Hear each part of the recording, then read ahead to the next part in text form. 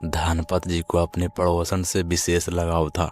उन्हें जब भी मौका मिलता अपने पड़ोसन से नैन मटक्का करने से बाज नहीं आते थे। और पड़ोसन भी कम नहीं थी।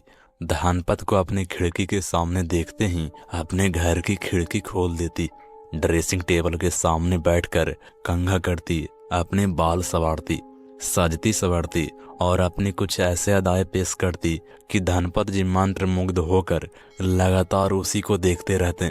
यह नैन मटक्कर का खेल इसलिए भी चल रहा था क्योंकि अक्सर वो पड़ोसन धनपत जी को देखकर स्माइल करती और कभी कभी आंखें मार देती।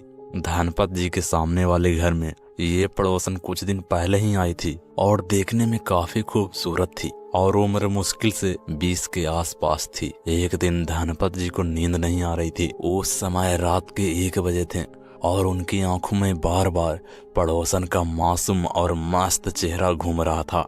और जब उनकी बेचैनी काफी बढ़ गई तो उन्होंने गुपचुप नैन मटक्का के उद्देश्य से खिड़की खोली और यह देखकर बहुत खुश हो गए कि उसकी पड़ोसन भी जाग रही थी और काफी बलगर पोशाक में है।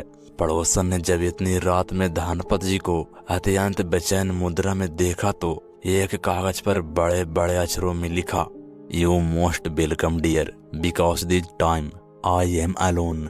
और यह लिखकर उस कागज को उसने अपने खिड़की पर टांग दिया।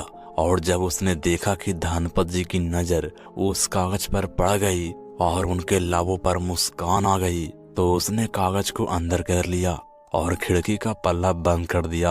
अब धनपत जी के अंदर हलचल मचने लगी और उनका दिल बार बार कहने लगा कि जब पड़ोसन ने तुझको खुद बुलाया है, जो इतनी खूबसूरत पड़ोसन ने तुझको निमंत्रण दिया है और वह भी ऐसे समय में जबकि वो घर में बिल्कुल अकेली है और मौसम भी कितना मस्त है, रात का समय है, पूरा सन्नाटा और बीवी बच्चे भी नींद में बेहोश हैं क्योंकि इतनी रात में कितनी भी कोशिश कर लो इन्हें उठाने की, लेकिन ये उठेंगे नहीं। और ये सारी बातें सोचते हुए धनपत जी काफी देर तक अपने कमरे में टहलते रहे और पड़ोसन के बारे में सुनहरे सपने देखते रहे। और अंत में उन्होंने अपनी दिल की बात मान ली और चुपचाप दबे पांव पड़ोसन के घर पहुंचकर उन्होंने कॉल बेल बजा दी।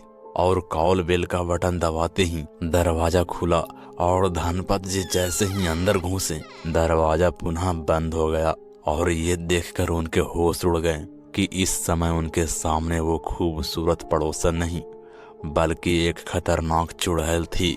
और यह देखकर धनपत जी जल्दी से वहां भागने को हुए, लेकिन अपनी पूरी ताकत लगाने के बाद भी उस बंद दरवाजे को खोल नहीं पाए। और तभी हठास करते हुए वो पड़ोसन जो इस समय खतरनाक चुड़ैल के रूप में उनके सामने थी, उसने धनपत जी को दबोच लिया और बोली, पड़ोसन के साथ रास रचाना है, बीवी बच्चों को धोखा देकर अपनी पड़ोसन के साथ मस्ती करनी है तो ठीक है डियर, मैं तेरे साथ रास तो जरूर रचाऊंगी और तेरी इस इच्छा को जरूर पूरी करूंगी, लेकिन उसके बाद तू जिंदा नहीं बचेगा।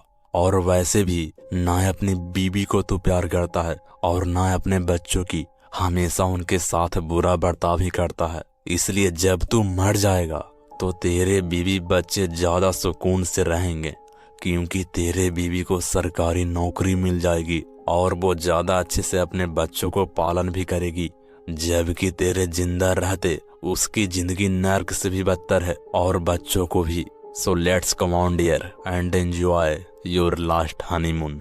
और यह कहते हुए उस पिशाचनी पड़ोसन ने धनपत को दबोच लिया और उसके पूरे जिस्म को निचोड़ने के बाद उसका सारा खून पी गई और उसके जीवन का अंत हो गया। बुरी भावना से कभी पड़ोस के यहाँ ना जाएं, वरना आपके साथ कुछ ऐसा ही बुरा हो सकता है जैसा धनपत के साथ हुआ। कमेंट में जरूर बताइए कैसी लगी हमारी कहानी। अगर आप ऐसे ही कहानियां सुनना पसंद करते हैं तो हमारे चैनल को सब्सक्राइब करें और साथ ही घंटी को दबा दें। और हाँ, वीडियो पसंद आए तो लाइक जरूर करें। तो मिलते हैं अगले ऐसे ही भूतिया डरावनी कहानियों के साथ।